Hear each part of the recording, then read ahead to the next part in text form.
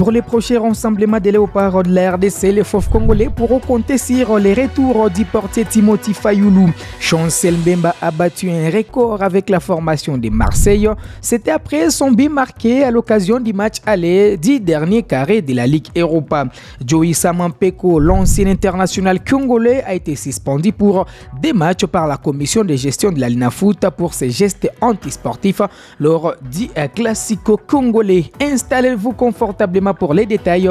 Messieurs, mesdames, bonjour et bienvenue à Total Sport.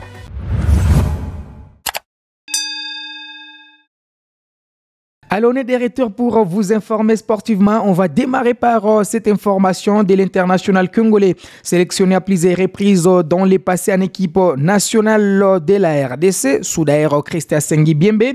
Les portiers Timothy Fayulu d'FC Sio qui par la suite avait tourné les dos aux léopards de la RDC au profit de la sélection d'âge de la Suisse de moins de 23 ans a décidé en tout cas de revenir dans la tanière des léopards.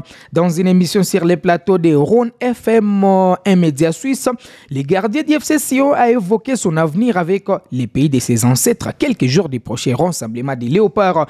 J'ai fait mon choix, j'ai décidé de représenter mon pays, le Congo, et c'est avec les cœurs que je l'ai fait. Ça, c'est clair, a-t-il dit dans cette émission.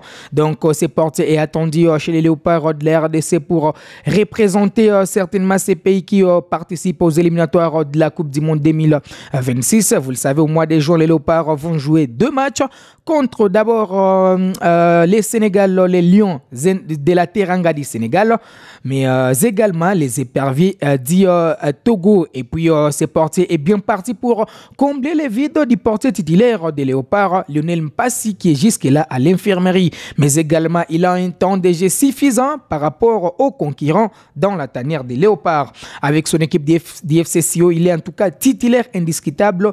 Ça fait pour lui 37 matchs pour 37 titularisations. Donc là, c'est le sélectionneur national Sébastien Desabre qui aura les derniers mots, soit de convoquer Timothy Fayulu, soit de zapper ces derniers remparts qui a un temps de jeu suffisant, contrairement à ses concurrents, dont Dimitri Berthold, qui carrément ne joue pas avec la formation de Montpellier, ou encore Siadingou Siabadjo, qui depuis son retour en Côte d'Ivoire dans cette Coupe d'Afrique des Nations, ne joue plus avec la formation du tout-puissant Mazembe. Ces derniers temps, c'est le portier sénégalais Aliou Fati qui est en tout cas préféré par l'entraîneur du tout-puissant Mazembe, Lamine Ndiaye. Donc, ça va rester un dossier à suivre.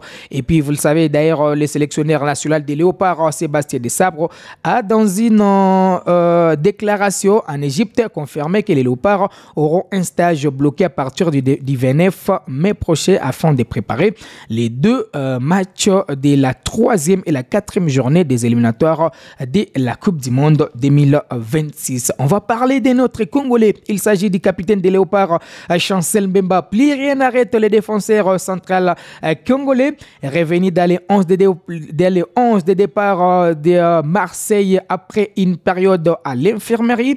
L'international congolais s'est illustré ce jeudi à l'occasion du match aller des demi-finales de la Ligue Europa. Mené au score par la formation de l'Atalanta de Belgium.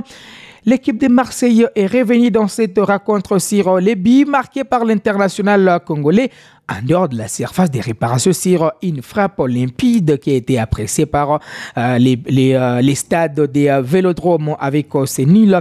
Déjà, la formation de Marseille jouera sa qualification en déplacement sur la pelouse de l'Atalanta. Quant à l'international congolais, Chancel Mbemba devient en tout cas les premiers défenseurs de Marseille à avoir marqué beaucoup de buts dans une compétition européenne comme la Ligue Europa.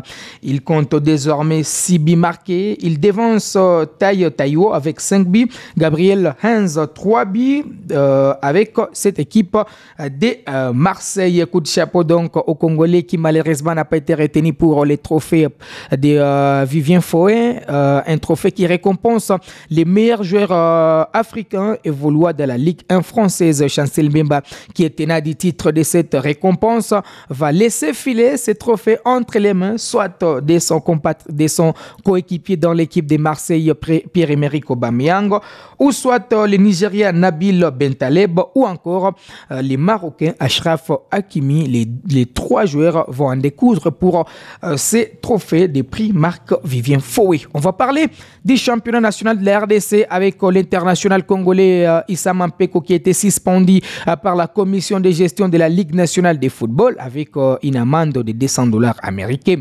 Et puis Issa Mampeko est suspendu pour 2 matchs. Il va donc louper les 2 prochaines rencontres de l'ASV Club de Kinshasa face respectivement à l'équipe du tout-puissant Mazembe ou encore l'FC Saint-Eloi-Lupopo à l'occasion de la phase des play-offs du championnat national de la RDC. On reproche à Issa Mampeko un geste antisportif sur les joueurs Boubacar du tout-puissant Mazembe. C'était lors du Classico congolais qui avait tourné en faveur du tout-puissant Mazembe face à l'ASV Club. Mais également l'arbitre de cette rencontre est suspendu pour 6 mois pour n'avoir pas validé les buts de l'ASV Club qui avait pourtant la balle avait déjà franchi la ligne des buts. Alors, on va finir avec cette information. On va parler de nous-mêmes, les journalistes sportifs réunis au sein de l'Union nationale de la presse du Congo ont perdu contre le gouvernement provincial. C'était le mercredi. C'était à l'occasion de la finale du tournoi Alliance Virunga. Reportage. Tout est bien qui finit bien. La 4e édition du tournoi Alliance Virunga a connu son épilogue mercredi 1er mai 2024 au stade de l'unité de Guma. Les entreprises et organisations partenaires de l'Institut congolais pour la conservation de la nature ont mouillé les maillots avant que l'équipe du gouvernorat ne puisse créer la sensation au finish. Face à l'Union nationale de la presse du Congo détentrice du trophée, le gouvernorat a renvoyé aux études les chevaliers de la plume et du micro-cire Manita, soit 5 buts à brosse. Les journalistes qui sont passés à côté de leur objectif de garder cette couronne ne pouvaient que se contenter de cette 2e place. Bon, je suis déçu parce que personne n'est content de perdre la finale, mais c'est une déception qui contraste un peu aussi avec la joie parce qu'on est 2e. Finir 2e dans un tournoi aussi relevé comme celui-ci, ce n'est pas donné à tout le monde. Donc moi je dis bravo à mes joueurs qui se sont battus du début jusqu'à la fin. Peut-être on n'avait pas les moyens comme les autres équipes peut-être, mais on s'est battu avec les moyens de bord pour atteindre la finale. C'est pas donné, c'est pour la 2e fois de suite qu'on joue la finale. Donc aujourd'hui ça n'a pas marché, mais ça a marché lors des précédents matchs. Bravo, on est content. Non-respect des consignes. On a suffisamment étudié l'équipe du gouvernorat. Mais vous savez aussi, plus on gagne des matchs, il y a peut-être certains joueurs qui pensent qu'ils sont déjà au top. Pourtant, pour des matchs comme ça, il faut être concentré. On n'a pas été concentré, on n'a pas respecté les consignes. Aujourd'hui, on est passé à côté. Et, pour des matchs comme ça, je ne saurais pas coller la défaite à qui que ce soit. J'assume entièrement cette défaite. Les athlètes du gouvernorat provincial qui vont défendre leur trophée à l'occasion de la prochaine édition ont quand même reconnu la ténacité de l'équipe adverse. Disons merci pour nous avoir soutenus. Et d'ici, nous allons partir chez le gouverneur pour lui présenter la coupe. Et maintenant, au gouverneur de dire comment et son équipe et les fanatiques vont célébrer l'après ce moment ici. Une équipe solide. Nous savons que nous avions affaire à une équipe solide et nous nous sommes préparés par rapport à ça. Et aussi, ils sont venus avec un peu d'assurance qu'ils sont détenteurs de la coupe et qu'ils allaient rester avec la coupe. Mais nous nous sommes mis au travail pour que nous puissions arracher cette coupe et nous l'avons entre nos mains. Ce tournoi organisé pour la protection de l'environnement a été, une fois de plus, une réussite. Nous sommes contents de l'aboutissement de ce tournoi qui a commencé il y a quelques jours et nous pouvons dire que l'objectif est atteint parce que nous pouvons voir qu'il y a eu une forte mobilisation, il y a un fort engouement du public, des équipes qui ont participé à ce tournoi et aujourd'hui ce tournoi vient de nous donner une équipe championne, celle du gouvernorat du Nord Kivu et nous en sommes vraiment ravis. Nous sommes à la 4e édition de ce tournoi Alliance Virunga et l'objectif a toujours été de consolider les rapprochements entre le parc et les communautés riveraines à travers le football loisir. Comme vous le savez, le football c'est un vecteur très important de communication et des renforcements de la cohésion et de la proximité entre les partis.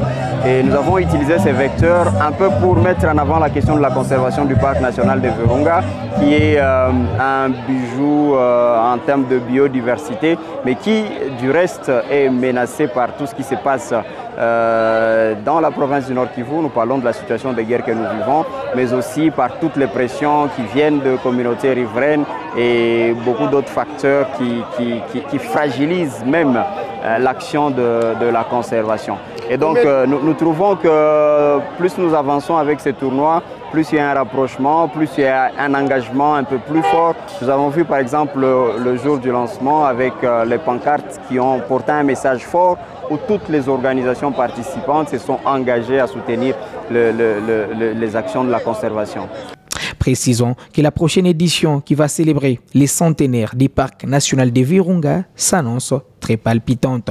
Allez, les chevaliers de la plume et des micros ont été en tout cas ridiculisés. Ils ont été renvoyés aux études. On peut parler de la déroute, la débâcle, les cataclysmes ou encore l'humiliation, puisque c'était 5 buts à brosse des journalistes face en tout cas aux agents du gouvernorat. Ça sera tout pour cette production d'aujourd'hui. On se fixe rendez-vous très prochainement. Ça sera avec ce même plaisir.